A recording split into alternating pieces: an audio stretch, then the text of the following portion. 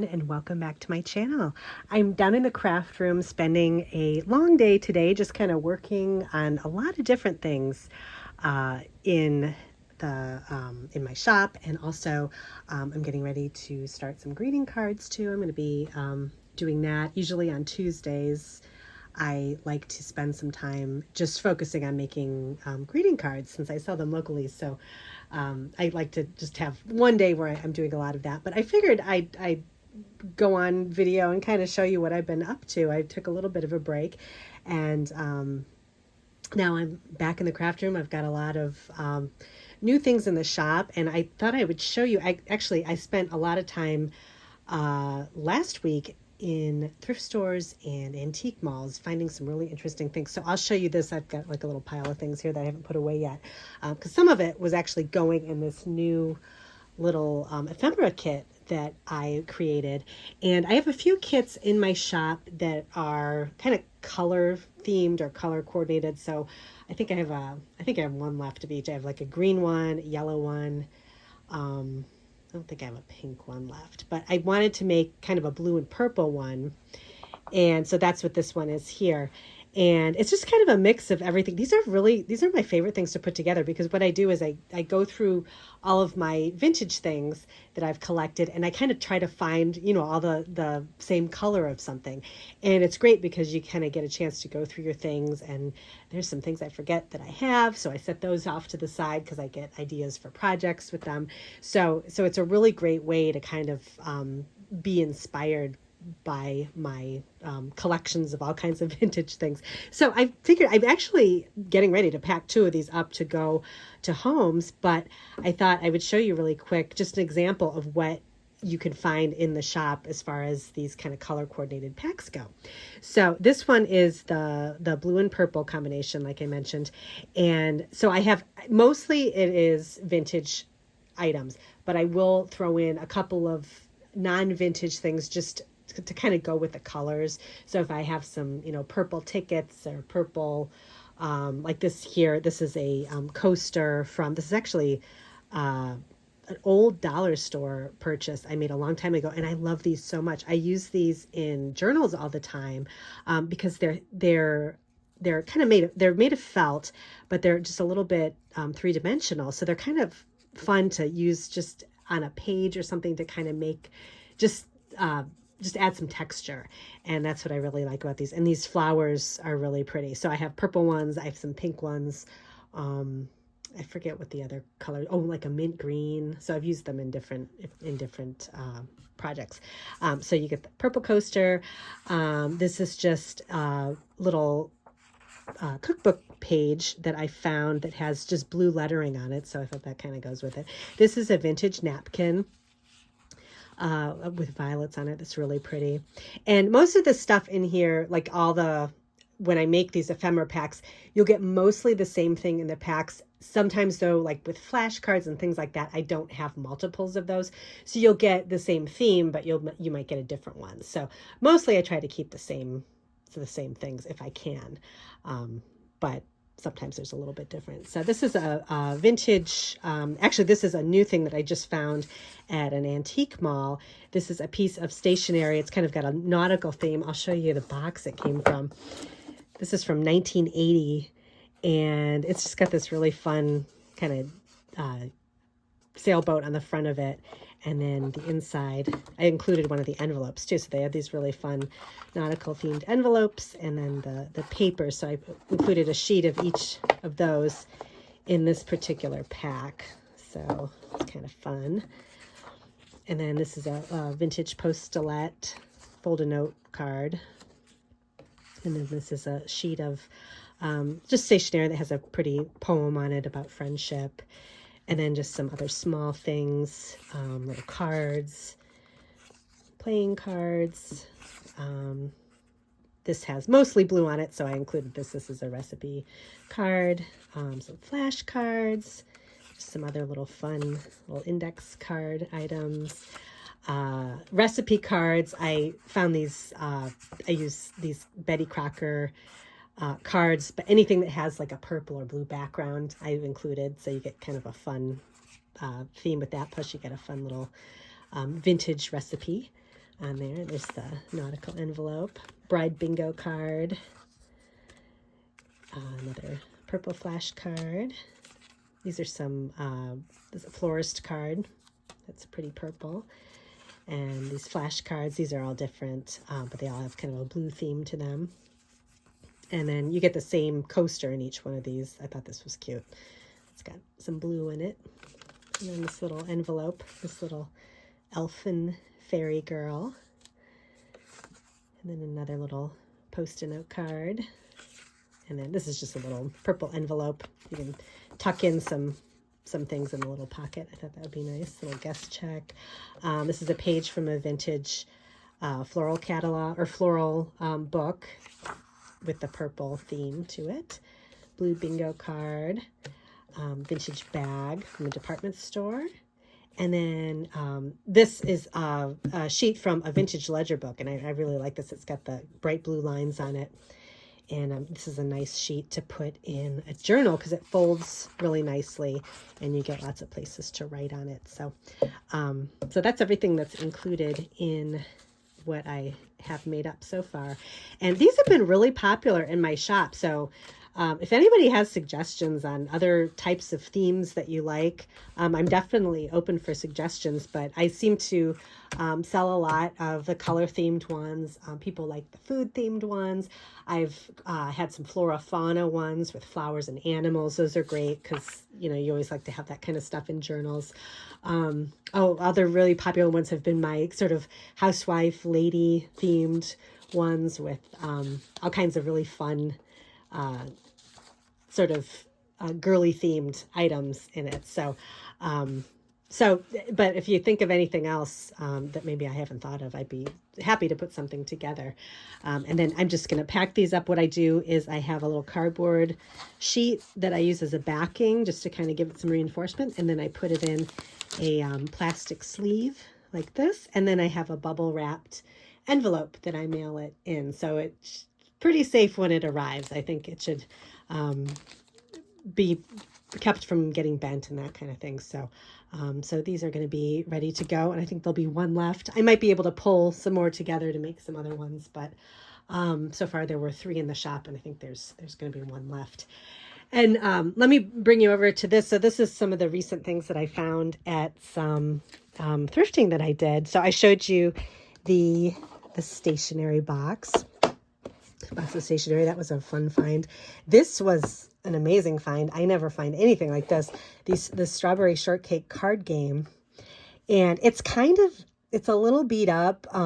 Most of the cards in it are fine. There's a few that were kind of messed up. I was actually going to include the blueberry ones in the little ephemera packs, but they were a little bent. And so I kind of try to I want to include clean products as much as I can. Sometimes it has a little bit of sort of like discoloration on the outside of like just of age, but I don't want to include anything that's, bent or ripped or anything like that. Cause I don't know. I mean, some people actually like that kind of stuff, but I don't know. I just try to include as kind of neat of a product as I can, but there are some cards in here that were better than others, but I figured it might as well pick it up. But these are like original. This is from like 1979, I think, from American Greetings. Yeah, 1979. And this is the original strawberry shortcake when they had like the 4 little kids in the strawberry shortcake. I think this is I can't remember, plum somebody. I can't remember the name of this particular one. Oh, sugar plum or plum. I remember it wasn't my favorite one. I liked a blueberry muffin. She was my favorite. But I love this, how they all smelled. So this is just some sort of a card game that you can play by yourself, I guess. But there's all kinds of fruit in it. And some of these are nice. So I'm going to use these for other projects. But I love the back too. They're all strawberries on the back. So I thought these were kind of fun. Raspberries, and then it's got strawberry shortcake. And then it has all the, I think it's missing lemon meringue. I don't think she was on. Oh, apple dumpling, a little apple dumpling. So these are fun. Love these cards. So I definitely will use these for multiple things. I think like a fun summer journal. It's definitely, I'm working on some more food themed journals too. I have a bunch of ideas for those, so I'm going to be working on that, so that will definitely make it in there. Here's some other things. These were kind of fun. There was just these kind of random catalogs that were sitting out. These are from 1975, and I love plant catalogs because I love the photos inside, and just, I don't know, they have that sort of 70s look. Like it's like too much light or something in the photo. It's not really, it's not photographed in kind of a calming look. It's always like very bright. But I kind of like that because it's, you know, where it's coming from. But this is kind of a fun catalog. So it's all different, you know, house plants that you can have in your home and how to take care of them and everything. So they had a bunch of these, and I just picked up one because I thought it'd be fun. A spider plant. Those were popular in the 70s and 80s. So I got that one. I found this really interesting rummy game, United States rummy game. It's just got the different states, and I'm not sure how you play it, but I just thought the graphics were really nice on them, so I figured I'd pick this up. And then another kind of random find that was just sort of sitting out was this ledger book. So this is kind of a nice one because it's smaller, a little more compact. And it's just got a bunch of clean ledger pages in it. So this will be fun to use. And then I found some receipt books, which I always like these. From a dairy company, and these are fun. Just, you know, they have lines on them. They're blank on the back, but you know, you can always add, you know, journaling and things like that. They're just fun little pieces of ephemera to tuck into pockets and things like that. Oh, this is actually, I'm working on this journal. I've had this for the longest time. I found this at a thrift store a really long time ago. This is an old milk carton. So I turned it down, and I put some October afternoon paper on the inside of it. So it's ready to go and ready to fill. And I think I'm going to turn it into maybe just like a traveler notebook type journal with a ton of ledger pages in it. And then maybe a couple of pocket pages too. And so what was left over from me trimming it down was the top of the carton. And I wanted to save every little bit of this. So I thought these little tops would be good to create pockets in something else. So I'm going to save these and just use them for, you know, like little pockets or something like that. Or even, I could even use them as a journaling card too. So just something fun, another little piece of ephemera.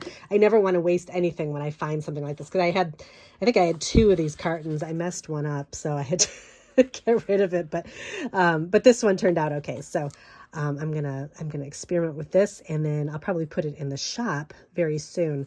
But I just wanted to kind of get the cover figured out. It's nice and sturdy too, which I like. So this will make a good journal cover. So I've got that, and then here's some more things that I found. Just these little milk caps, just a couple little random milk caps. These really pretty napkins. These are always nice for collage. They're really thin, but I like the colors too. Nice kind of spring colors.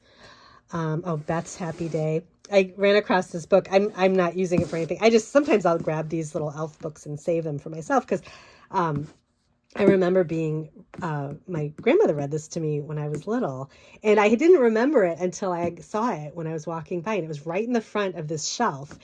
And I remember how much I loved this book. I used to love, because this girl, Beth, she's turning 5, and she wakes up and she's all excited and happy, and she goes outside and she comes across all these people that need help. And so she's helping them. Like one lady had a broken leg, and she helps her do something, gets her a pretty stone to look at while she's sitting on her porch. This other little boy is crying because he lost his ball, so Beth gets it for him. So all these fun things, or all these like things happen while she's skipping around the neighborhood. And then she comes home because it's her birthday, and she's excited and telling everybody it's her birthday. And she comes home, and at the end of the book, her mom made a party for her with all the people that she helped in the neighborhood. And it's so cute. And she gets this really pretty cake. And I loved her cake that she got. and she's talking about how she's 5. And I remember looking at the when I opened this book when I was little and have it read to me. I love the balloons in it for some reason. So you kind of get those memories in your head where you remember specific things about something. So I thought that this book was in such good shape, and I haven't seen it, since I was small. So I just figured I'd pick it up, and I like to put things in my craft room that make me happy. So these are, every once in a while I'll grab a little book like this and just have it just for fun. So it's always nice to have. And then I found a couple of these. I love these Aunt Martha's hot iron transfer envelopes. I had some in my shop that I had stuffed with some different ephemera and things like that. So I may do that again with these. They're kind of a little ripped in the front, so I don't know. I might use them for something else, like maybe in a journal where I can kind of cover the little ripped parts with stickers. But I love these because they're an envelope, and you can, use them for tucking things in, putting journaling in and things like that. So I always grab these whenever I can find them. And then, of course, I always try and grab any different types of these advertising cookbooklets. These are my favorite thing. And I actually have in my Amazon shop, if you go take a look, there's a section on kind of reference materials. There's a whole book about the history of advertising cookbooklets, which is so interesting. So if you ever want to pick it up and read it, it's definitely worth a read. It just kind of gives you some background on where these came from. And because most people's grandmothers had like a whole stack of these that you get from the grocery store. And I love them. I use the covers for journals, and then anything on the inside, I save every little bit. And I know there's even some Instagram accounts where people make the recipes from here too, which I think is so much fun. So, and I love the photography, and just, again, it's like not photographed the way we photograph things today. It's kind of that like glaring light, and really like there's no soft lighting in these catalogs, but I love it. It's just the fun of it. So I found a few of these, which I thought were fun. And so that's it. So I got to put these away, and then I think I'm going to start, I have to do some Etsy orders, and then I'm going to work on the little milk carton journal. And then let me show you what I've been working on over here. So as I mentioned, on Tuesdays, I like to kind of focus on working on my card making and things like that. So this is held over from a couple weeks ago. I was making some, if you haven't been on the Catherine Pooler website, she has some new inks, and I'm in love with her inks. I love them. But she recently got a couple new colors. Here's this one over here. So these are the 3 new colors, and I love pastel inks. I love to use them for kind of springtime card making and flowers and stuff. So this is Frosted Creamsicle and Lemon Sorbet, which is like the perfect light yellow. It's so pretty. And so I use these. I made a couple of cards that I put on I have a separate Instagram account for my cards. So I think the most recent post on there is the card I made with just kind of an older, this is a butterfly, Catherine Pooler butterfly stamp set. And these colors were so pretty for the butterfly wings. So I made a couple of cards using these colors. And then, this other color, this isn't a new color, but this is an older one, but this In the Park green, it's so pretty too. I use that as kind of a background, and it turned out really nicely. I really liked it. The inks are really good for ink blending too. So if you like to do ink blending, it's a great kind of twofer. You get the stamps really nicely, and ink blends really nice too. And the stamp pads they're kind of raised, and they're kind of I don't know if you'd call them a hybrid, but they stay wet longer. So they're very juicy. So you get a lot of ink on there. So they're nice for if you also want to do some heat embossing. So you can put the inks won't dry right away, but they are a dye ink, but they give you long enough to sprinkle on some clear powder, and then you can get some nice effects using that.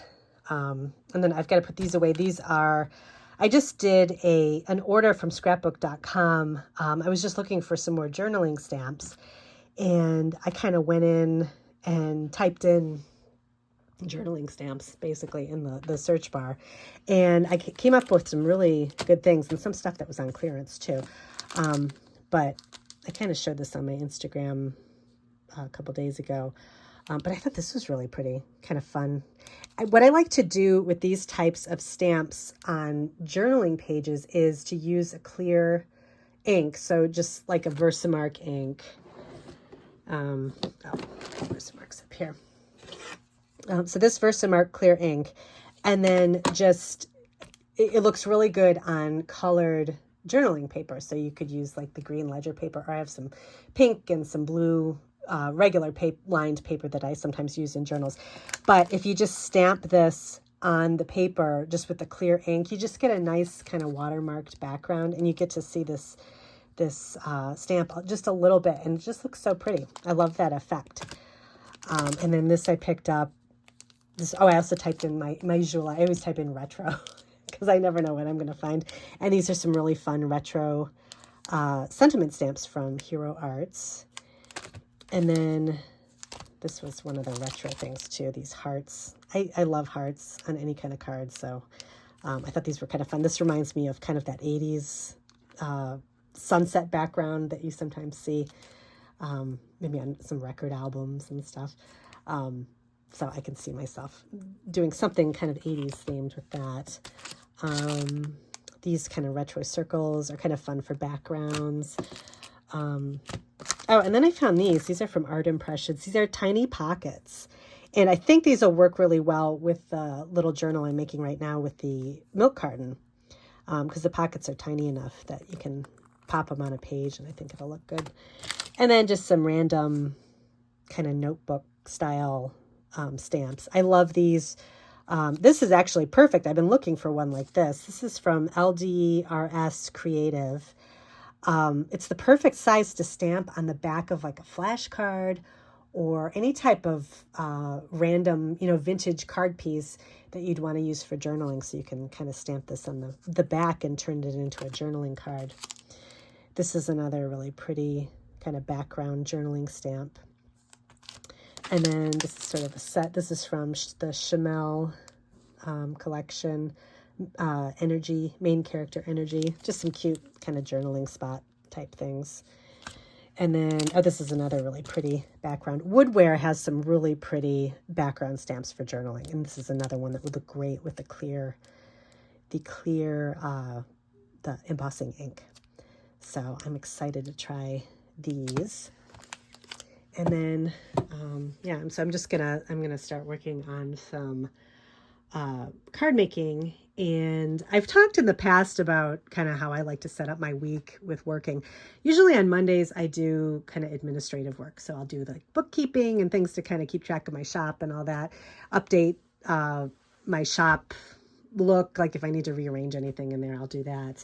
Tuesdays, do card making.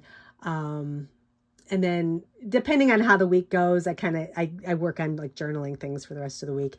Then Fridays, I like to, when I can, I don't do this every week, but I like to save Fridays for kind of learning. So I'll do, I'll sit and maybe watch a couple YouTube videos on something, or I'll just sit and practice some collage or something like that. I've also been really into Skillshare, and I have a little link to it on my website. But Skillshare is great. It's like one of these places where it's got kind of everything. So if you're interested in learning something new, like watercolor, even learning how to use Instagram or creating like a content calendar or something like that, the Skillshare's got some really good things on it. And so I was going to show you really quick just what my Skillshare kind of interface looks like, and you can kind of see if it might be something for you. Okay, so this is, you can just bring it up on your regular computer, and it's the thing that has always come up for me. Like if I've been always wanting to learn how to do watercolor flowers and work with gouache watercolor paint. Gouache has kind of been I kind of like that better because it's a little more of a solid color versus working with sort of the watery watercolors. And every time I bring up, like I want to learn how to do gouache painting or something like that, it always brings me to Skillshare. So I thought, this is quite a while ago. I thought, I'm going to check out Skillshare and see what they have to offer. And there's just so many things. So I've been kind of basically you buy, I bought a year membership. It's not that expensive, but you can go month to month, I believe. And I just add tons of classes to my list, whatever looks interesting. And I created a list of classes I want to watch. So I'm currently working on this gouache masterclass. I also have this class on creative collage, which looks really interesting too. So you can go in and just browse everything. There's all kinds of, these are all the different classes. If you want to learn animation, creative writing, film and video, I think they have YouTube classes, marketing, all kinds of different things on here. So it's definitely worth checking out. This video isn't sponsored by Skillshare, but I've been wanting to talk about it. I do have an affiliate link that I can put below. But I would definitely recommend it. I've been listening to Julie Fay-Fan-Bolzer on she has a podcast, and she's a really beautiful artist. And she has always talked about, it's not just about being in the studio. It's about getting out there and learning new things, going to art museums, that's how you become a well-rounded artist. And so I think part of that too is kind of like expanding your view or expanding your knowledge on different types of creative outlets. So I know I definitely, if I've been making journals for a long time, I get sick of it and I need to make greeting cards for a little bit. So, and then if I'm making greeting cards too long, I'm ready to move on to something else. So it's adding new things to your artistic list of things you like to do is always good. So that's where kind of watercolor and gouache comes in for me, because I want to learn more about it. So I've started this class on gouache, and so whenever I get a chance to kind of do a little bit every week, I will do that. But these are some of the other things that I've chosen to. Content calendar. This was a really good class too. Content calendars made easy. Trying to figure out, I've been always trying to figure out the Instagram algorithm. I haven't been able to kind of figure it out yet, but I enjoy Instagram just for fun. So, it's fun to just have as a portfolio. This creative collage class is definitely something that's next on my list. So, and another thing that the Skillshare does too is they create learning paths for you too. So if it sees you like something you're interested in, like watercolor, it'll kind of suggest different classes in order that you should take to kind of help yourself become a better, watercolor artist or whatever. So, so definitely something to check out. Like I said, I'll put a link below. But this is kind of my Friday fun. I do my Skillshare class or do a collage or something, and it's kind of keeps me creative. So, so that's everything. I'm just going to get ready to get my inks out and get ready to start making some cards. But let me know if you have any questions, and definitely go over to the shop and check out all the new things. If you're making some springtime journals, I have tons of kind of spring themed supplies, floral things, bright colors in the shop that you can check out. And I still do have a couple of journals too, and Mother's Day is coming up in a month, so definitely something to think about there too. So you can look at that, and I think I have some videos that correspond with the journals too that you can take a look at too. So thanks again for joining me today, and I'll see you in my next video.